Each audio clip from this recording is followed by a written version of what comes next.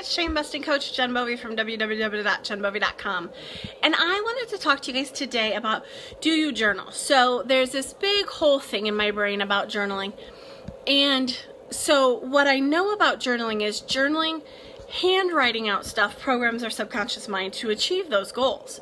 So when people are doing brain dumping or ranting or anything that's not positive and moving you forward, I encourage my clients to type that stuff versus handwriting it, because when we handwrite it, our subconscious mind accepts it as a program and tries to accomplish that.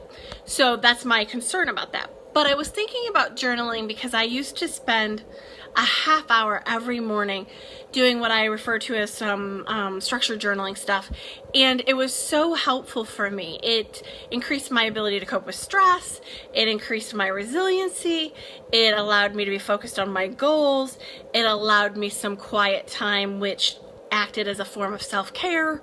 So there were so many benefits to doing the structured journaling. But then my job changed and my location changed and I spent more time driving than I was doing anything else. And after I hadn't been doing it for a few months, and my husband asked me one day, he was like, "Are you still doing that whole structured journaling thing?" And I'm like, "No, why?"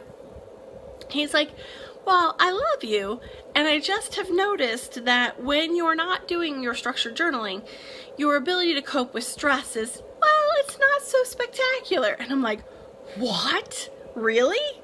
And so now I've played with it enough that I know that that's absolutely true. I don't know why this is crooked. When I am doing journaling first thing in the morning, and by first thing I don't mean that's the first thing I do when I pop out of bed. I mean, like when I get to the office and I dedicate about a half hour to just focus on my goals, focus on my gratitudes, focus on these things, that allows me to set the mood for the day. It allows me to focus on the attention of what I want to accomplish throughout the day. So I find that very helpful. The other thing I was thinking about when I was thinking about gratitude is part of the self-care initiative has a few components to it. So if you're in the self-care initiative, I know you will have noticed that you'll get critical thoughts, action steps, meditation keys, and here's the amazing part, you'll also get journal prompts. You don't have to do any of this stuff. You're under no obligation.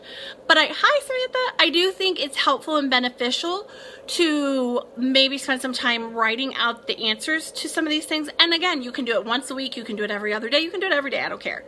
But I think that journaling allows our brain to process the information and the stimuli in our life, and it allows us to organize that in a manner which is beneficial for us. Ignore the whiteboard behind me. I guess I didn't erase it before I started. So I'm a big fan of journaling, and I'd love to know what your journaling philosophy is, what your journaling format is. When do you journal? When do you not journal? Tell me all the details. All right. Also, I wanted to remind you, it's not too late to sign up for the self-care initiative. It's still going on.